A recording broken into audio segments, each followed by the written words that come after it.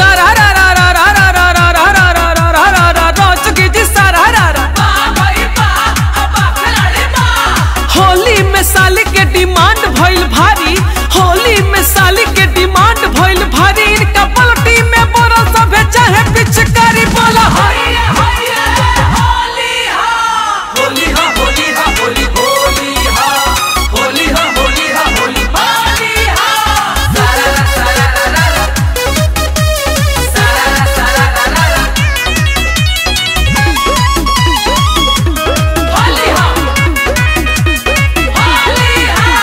एक में मिलाई के रंग लाल पीला, रंग लाल पीला हो रंग लाल पीला।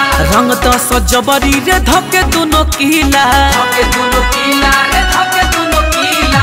एक में मिलाई के रंग लाल पीला, रंग दस जबरी रे धके दोनों कीला। भर दस चिकन धोड़ी एकर खाल खाल, हितवा के रे बहिनिया में डाल डाल, हितवा के रे बहिनिया में डाल डाल, हितवा के रे बहिनिया में डाल डाल डाल डाल।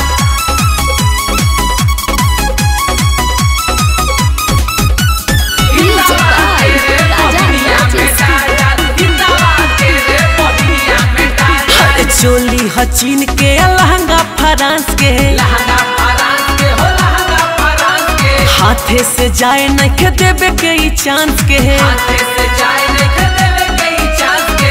एक में मिलाई के पूरा कलर, एक में मिलाई के पूरा कलर, असाली में डाल के बकतरे गतर बोला। चोली हचीन के लहंगा फ्रांस के, हाथे से जाए नहीं देवे के चांस के। कदा सा पूरा सामान एकर लाल लाल, हितवा के रे बहिनिया में डाल डाल, हितवा के रे बहिनिया में डाल डाल, हितवा के रे बहिनिया में डाल डाल। होली हा होली हा होली होली हा, होली हा होली हा होली होली हा। सारा रा सारा रा रा रा, सारा रा सारा रा रा रा।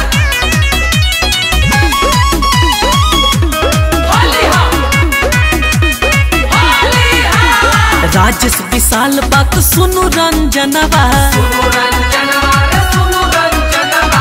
बची के जाए के न चाही होई धनवा, बची के जाए के न चाहे होई धनवा। हितवा के दिदिया के होली में फिर, हितवा के दिदिया के होली में फिर रंगे के बट धोके पूरा मशीन बोला।